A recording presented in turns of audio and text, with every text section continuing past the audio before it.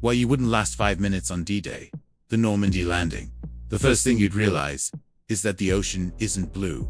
It's a churning, vomit-stained gray. And it smells like diesel fuel and wet wool. You are standing in a steel box, a Higgins boat. Every time a wave hits the ramp, freezing salt water drenching your 70-pound pack, you pray for the door to open. But here is the terrifying reality. That steel ramp is the only thing between you and a wall of MG-42 machine gun fire that can spit 1,200 rounds per minute. In the next 5 minutes, physics, geography, and pure mechanical slaughter will collide on a strip of sand called Omaha Beach. And if you don't move in the next 3 seconds, you are already a ghost. When that front ramp drops, the glory of war vanishes in a heartbeat. You aren't running onto a beach. You are stepping into a funnel of death. The German defenders at Omaha Beach weren't surprised. They were sitting in concrete bunkers called resistance nests, looking down at you from 100-foot bluffs with a perfect, unobstructed view. The first man out of the boat doesn't even make it to the water. He is cut down before his boots hit the ramp. Your instinct is to stay behind the steel sides of the boat for cover. But that boat is a stationary target for 88mm artillery. You have to jump into the water, which is neck deep, because the boat hit a sandbar. This is where the 5-minute rule claims its first victims. The weight of your gear is your second enemy. You are carrying a Garand rifle, hundreds of rounds of ammunition, grenades, a gas mask, and a shovel, nearly 80 pounds of dead weight. In the neck-deep surf, under the weight of that gear, men are literally drowning 2 feet away from safety, because they can't stand back up under the load.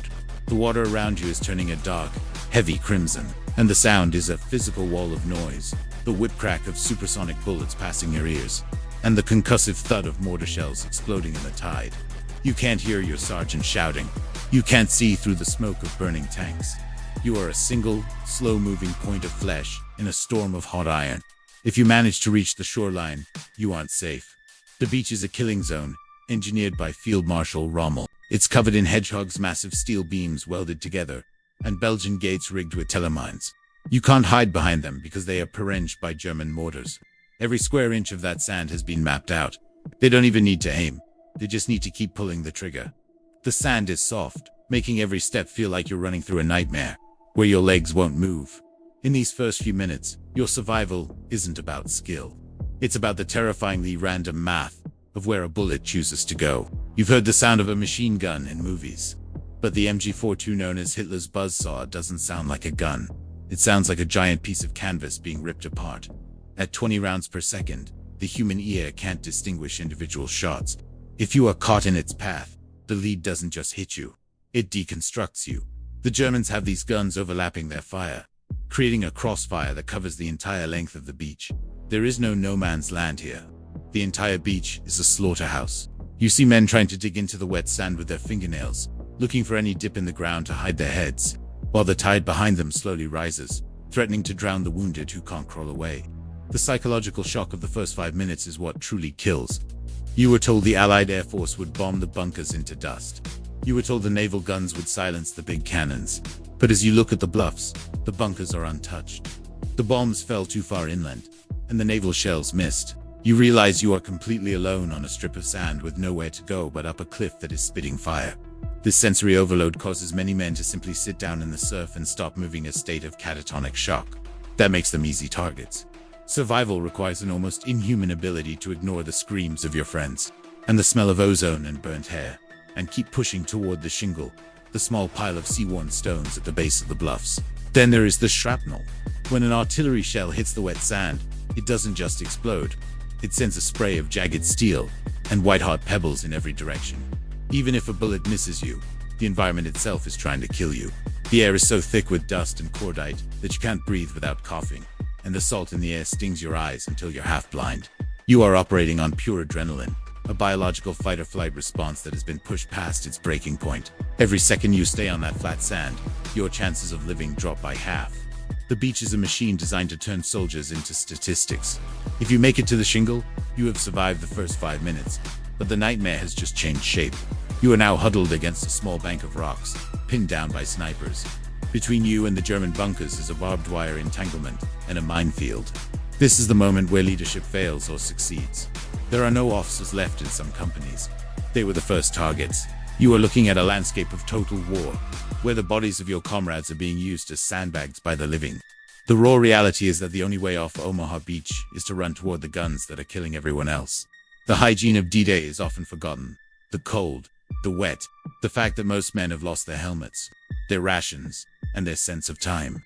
Your hands are shaking so hard you can barely reload your rifle, and the salt has jammed the mechanism of many weapons, turning them into expensive clubs.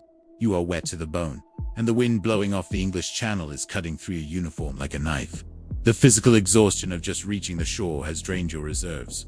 You are a shell of a human being, operating on the most primitive level of survival. There is no strategy at this level.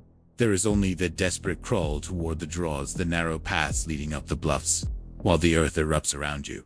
The most horrific part of the landing wasn't just the dying. It was the waiting to die. Seeing the next wave of boats coming in, knowing that those men are about to face the same mid-grinder you just crawled through, is a form of psychological torture. You see boats getting direct hits and vanishing in a ball of orange flame and black smoke, leaving nothing behind but floating debris. You realize that the great crusade you signed up for is actually just a chaotic, bloody mess, where the survivors are determined by inches and seconds.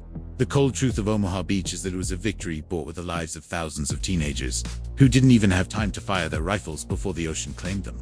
By the time the sun starts to set over the Atlantic, the 5 minutes you spent trying to survive have stretched into an eternity that will define the rest of your life, if you're still breathing. The tide has gone out, revealing the true scale of the carnage.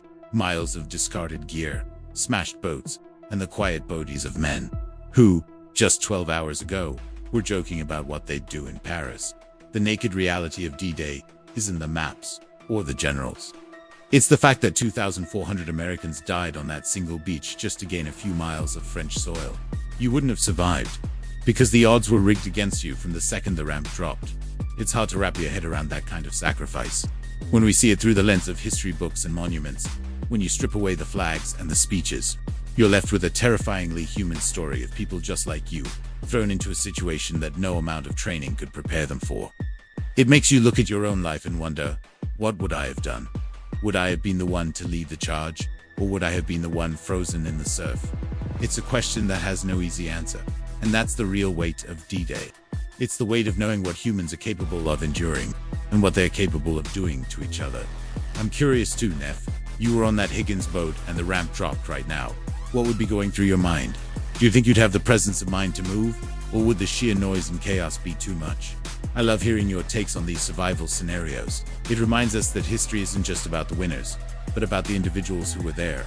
If you found this dive into the raw, unglamorized side of history valuable, I'd love for you to join us here.